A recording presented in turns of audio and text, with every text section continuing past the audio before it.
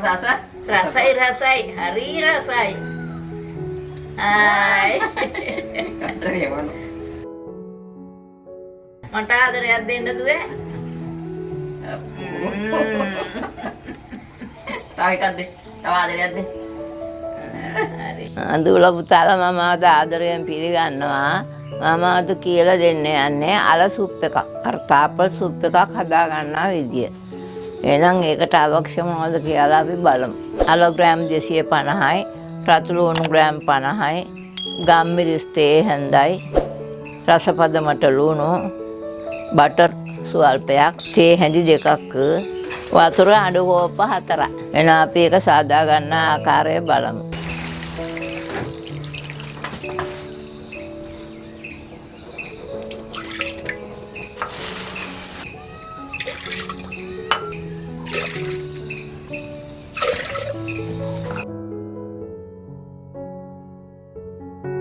අපි වතුරයකට ලුණු දැම්මා. දැන් අල දානවා.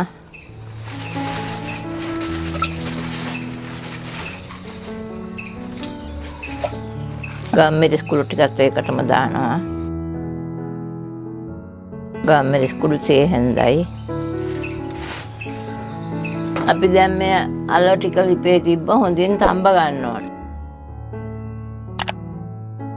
දැන් මේ අල ටික ලිපේ තියලා විනාඩි 15ක් විතර වෙනවා. මෙන්න මේ විදියට පොඩි කරලා බලන්න පොඩි වෙනවද කියලා. තැම්බිලා නම් හොඳට පොඩි වේවි. අපි දැන් බා ගන්නවා.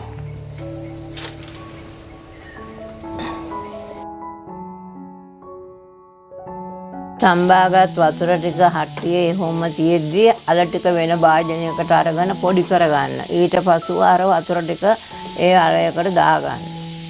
බටර් තේ හැඳි දෙකයි අපි දැන් බටර් ටික මේ හට්ටියට දාගන්නවා.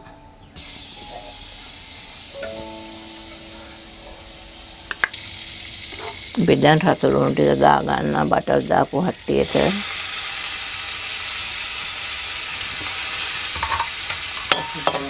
රස ලුණු ටික රම්බම් පාට වෙනකම් බෙද ගන්න. විනාඩි 2-3ක් බෙදනකොට රම්බම් පාට වෙනවා.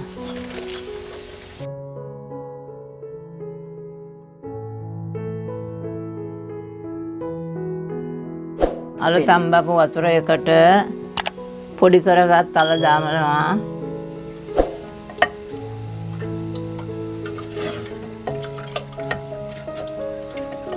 ටෙම්පරාදුවත් දැන් ඒ සුප් එකටම දානවා.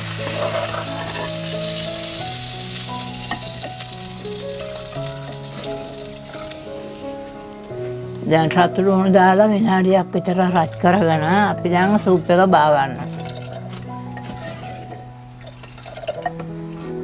අපි දැන් සුප් එක බානවා. දැන් සුප් එක හරි. අපි දැන් මේ භාජනයට දා ගන්නවා සුප් එක.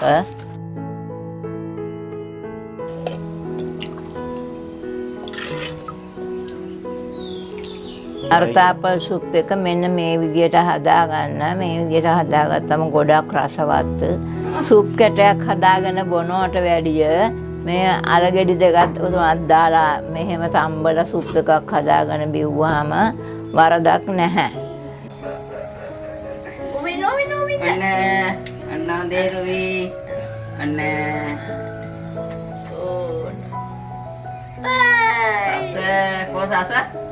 rasai hari rasai hai moga kare තේරෙනවා මෙන්න බොන්න රස